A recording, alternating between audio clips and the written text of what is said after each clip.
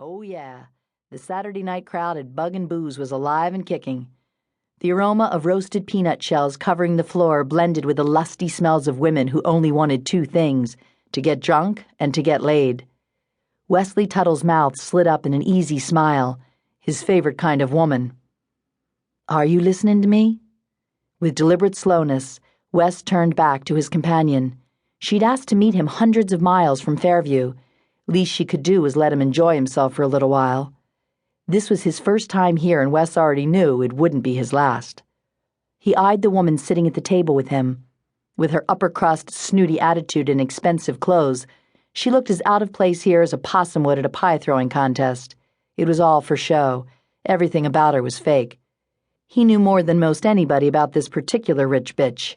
Those clothes might make her look high class, but when she had a little liquor inside her or needed a favor, she could make a Saturday night slut look like a nun. He gave her the smile he reserved especially for her, knowing it'd piss her off. "I want the woman, too."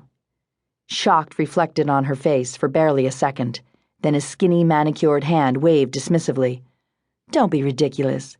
If you make this more complicated, it will never work. You'll get more than enough for the kids." He stared hard.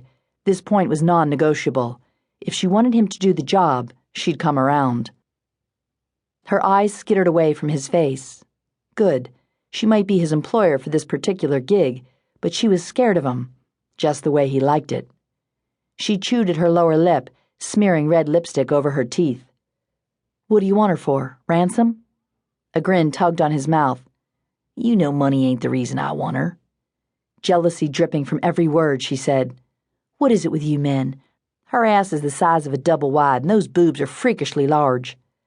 It was all he could do not to laugh in her face.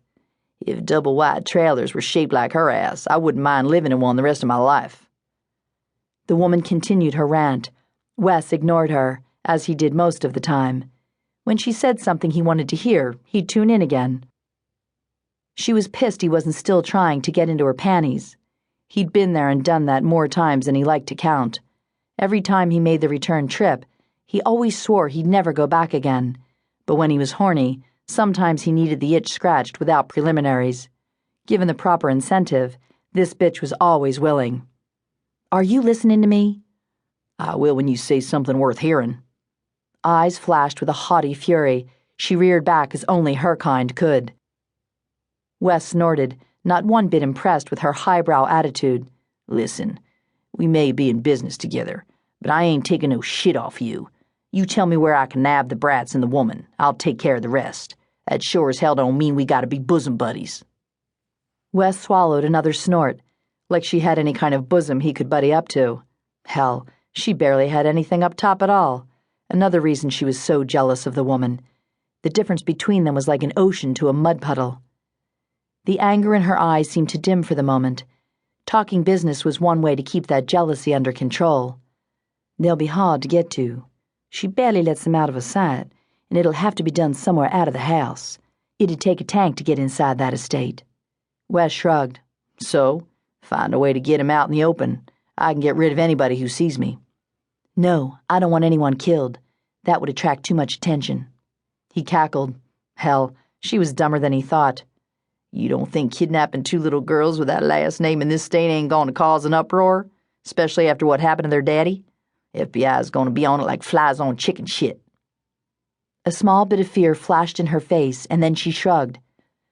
"You do what I tell you to do, and no one will ever find them. It doesn't matter who's looking for them." Man, she sure hated the woman. Wes wasn't one to question other people's motives. Most times he didn't care. If he got money for it, there wasn't a lot he wouldn't do.